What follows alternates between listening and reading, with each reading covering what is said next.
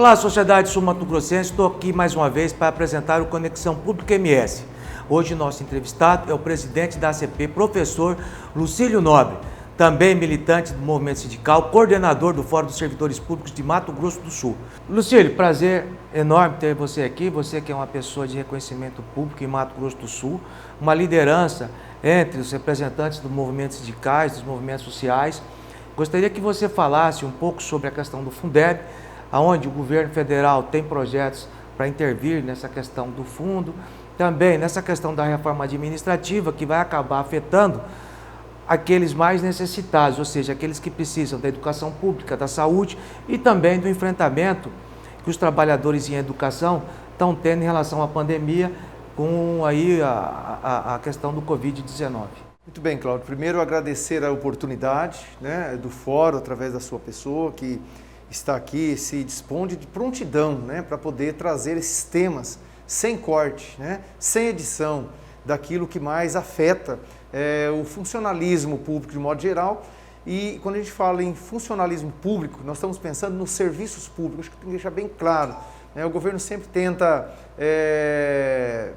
criminalizar os servidores públicos, mas no fundo, ele está atacando diretamente os serviços públicos, que é aquele que dá conta de atender as pessoas mais vulneráveis, as mais necessitadas.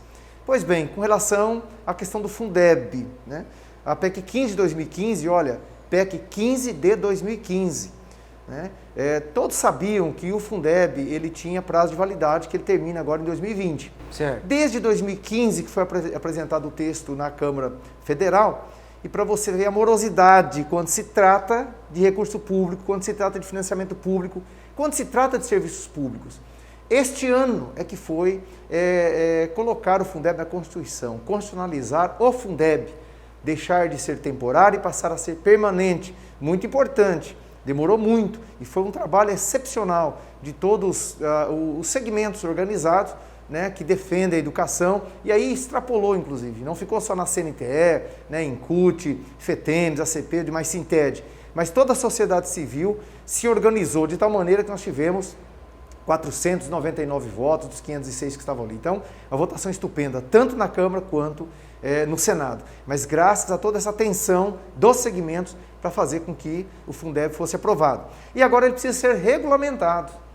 E isso é uma urgência, porque caso não seja regulamentado até final do ano, e tem que ser o quanto antes, porque prefeitos vão inserir isso no seu plano de trabalho, precisa desse recurso, ainda mais por conta da pandemia, o governo pode editar uma medida provisória e regulamentar por medida provisória. Então você imagina o desastre, porque na legislação, quando você tem uma lei complementar para regulamentar, você tem as audiências públicas, você tem os debates, então isso é muito importante, essa celeridade e recurso público para a escola pública, tem que deixar bem claro isso, que é justamente para não migrar, para não perder recurso, que seja para comprar vagas em escolas particulares, para que não vá, por exemplo, para a Previdência. Nós estamos de olho, tensionando, cobrando o quanto antes a tramitação da PEC 4372, que está na Câmara Federal, e depois segue para o Senado do Randolph Rodrigues. Já tem um outro projeto que praticamente ele assegura aquilo que foi aprovado na Emenda Constitucional 108,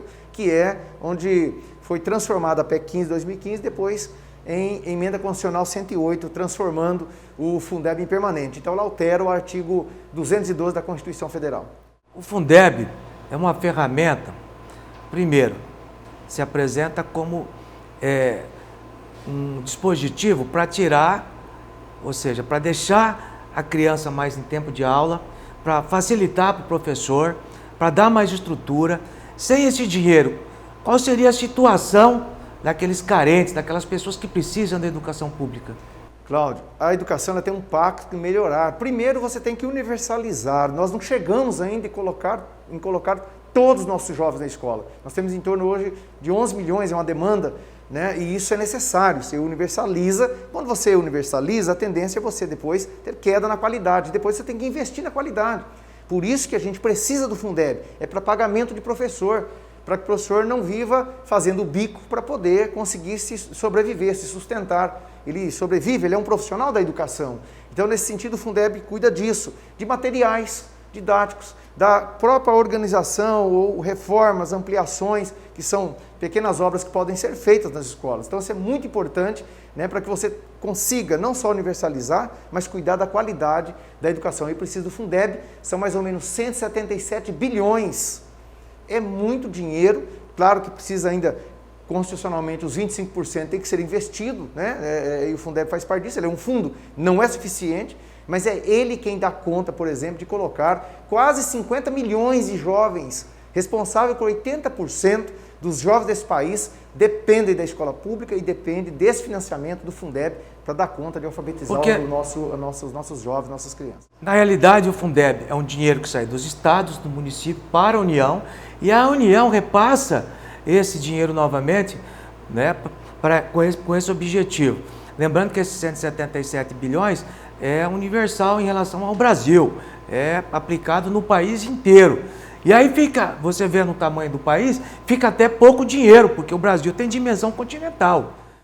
Muito importante, Cláudio, que você observou, é um pacote, é uma cesta de impostos, né, que compõe o Fundeb, seja ICMS, TBI, né, FPM, FPS, fundos que constituem o Fundeb, que estão desatrelados da questão da correção do INPC, né? Inclusive o governo fala em mexer nessa correção do piso, quando fala em Fundeb, fala em piso também, que ele garante, sustenta o piso, obviamente, né? E aí o risco de você não valorizar a educação da forma em que ela precisa ser valorizada. Então isso é muito importante, né? E esse recurso o governo repassa em torno, para chegar em 2026, que ele vai ser crescente, em torno de 17 bilhões do montante. Então 157 bilhões já é dos estados e municípios e retorna para os estados e municípios. Então o governo tem essa contrapartida que agora, né, deve chegar ao montante até 2026 de 16 bilhões, era de 1 bilhão, 2 bilhões em 2007, e aí gradativamente a gente tem conseguido fazer com que o recurso se destine a investimento na educação. Então acho que é um ponto agora que nós estamos bastante preocupados, né? Estamos constantemente usando muito as redes sociais, que tem contribuído em tempos de pandemia, para sensibilizar o Congresso, né, trabalhar aqui com os deputados federais, e aí é importante colocar que é função de todos, de vereadores, de deputados, de governadores, prefeitos, né, porque, como você disse muito bem, não dá para se pensar a educação sem o Fundeb.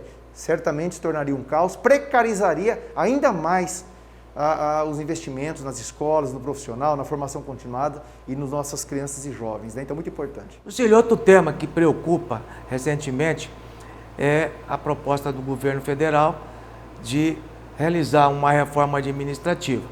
Só que se observa que essa reforma administrativa é muito mais voltada para os trabalhadores que atendem as camadas mais pobres da população, como educação, saúde, segurança, serviços sociais, ou seja, serviços essenciais que são prestados para aqueles mais pobres. E o governo vende a ideia, através da mídia comercial, da grande mídia, que o servidor custa caro, que o serviço é ineficiente.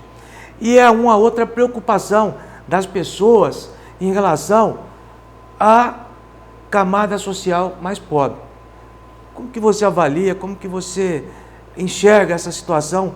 Porque aquele que pode ser mais precarizado, ele está comprando a ideia. Isso, a oportunidade é muito boa para a gente poder falar dessa temática, Cláudio, e não dá para trabalhar a questão da reforma administrativa desvinculada das outras reformas. Nós precisamos falar aqui, o Fórum dos Servidores foi uma entidade que foi para as ruas denunciando as reformas que começaram em 2016, que é, na verdade, uma mudança de curso, de rumo do Estado brasileiro. Então, a reforma administrativa é parte das reformas que estavam no pacote quando o Temer assumiu o poder em 2016.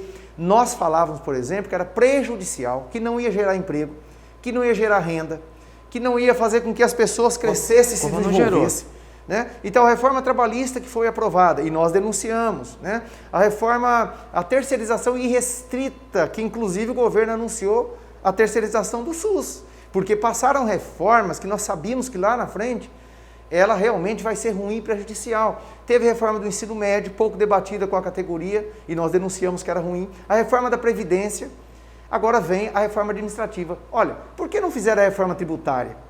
Se o problema está em fortalecimento do recurso do serviço público, né? Se a questão é realmente prestar um serviço de melhor qualidade, né? Nós temos que... Esse país cabe todo mundo. A reforma tributária, nós falávamos que ela tinha que anteceder as reformas. Isso não aconteceu. Reforma administrativa, ela fragiliza, né, todo o processo, sobretudo dos concursos públicos, né, aqueles que não só sonham em prestar concurso público, porque é muito fácil falar, porque ele quer fazer concurso. Não, pessoa que tem condição de prestar um concurso e aprovar um concurso, ele vai cuidar do social, ele vai cuidar da educação, da saúde, da segurança pública, enfim.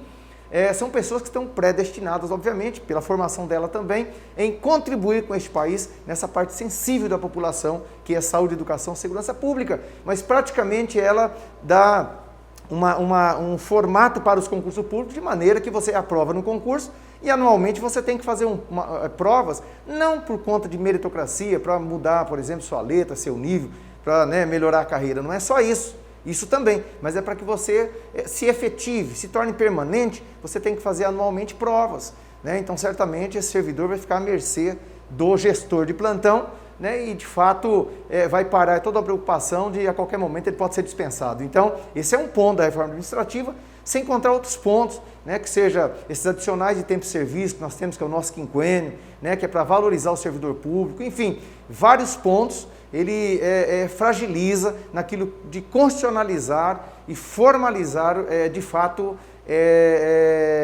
que beneficie, digamos, o servidor público, nem beneficie, mas que dê segurança ao servidor público para ele trabalhar, né, sem ser coagido, sem depender desse gestor de plantão que eu disse, né, e também essa valorização que está posta na reforma administrativa. Então, péssimo para o país, é mais uma denúncia que o Fórum aqui, eu posso falar enquanto, né, coordenador do Fórum, enquanto o sindicato que eu represento, enfim, que de fato é acabar com os serviços públicos, sem acabar, como ele sempre fala, acabar com o privilégio, etc. Não, o que está em risco são os serviços públicos com a reforma administrativa. Ela tem que ser retirada, não tem nem como melhorar o texto da forma que está colocado.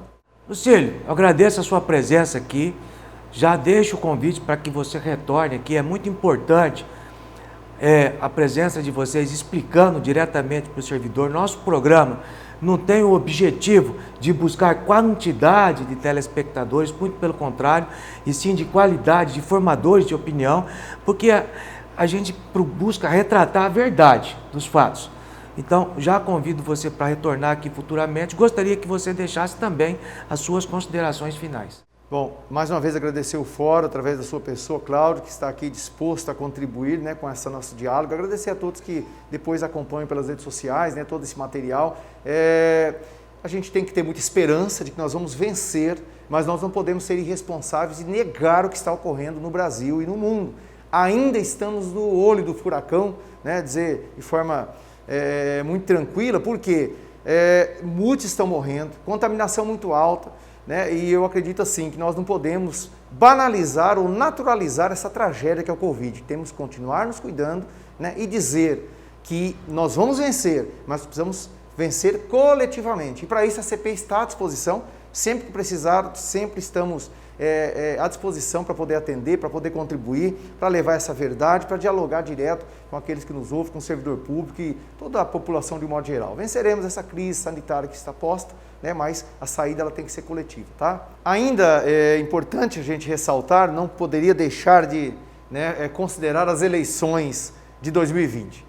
Eu acho que é um momento que nós estamos assistindo vários debates, como teve, né, na FETEMES, a CP está fazendo uma rodada de entrevista com os candidatos, e aí o eleitor é ele quem tem que, né, acompanhar, ouvir as propostas e aí sim fazer a vez dele, que é o voto, e não tem preço, voto tem consequência, né, e o voto do mais rico, mais pobre tem o mesmo peso.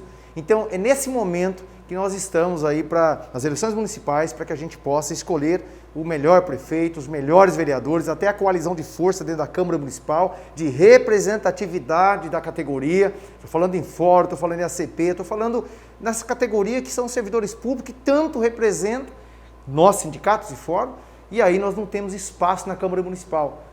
Não temos cadeira, não somos nós que votamos. O Brasil é presidencialista, mas quem manda é o parlamento. Prefeito não faz nada, governador sem que o parlamento, sem que a Câmara Municipal ou Legislativa aprove. Então, muito importante esse momento de eleições municipais. Quero deixar o registro para aqueles colegas que estão aí nessa disputa, nessa busca, né, por uma vaga na Câmara Municipal, e aí sim a representatividade dos servidores públicos e dos serviços públicos. Deixar essa mensagem que eu acho muito importante, de grande valia nesse momento de eleições municipais de 2020.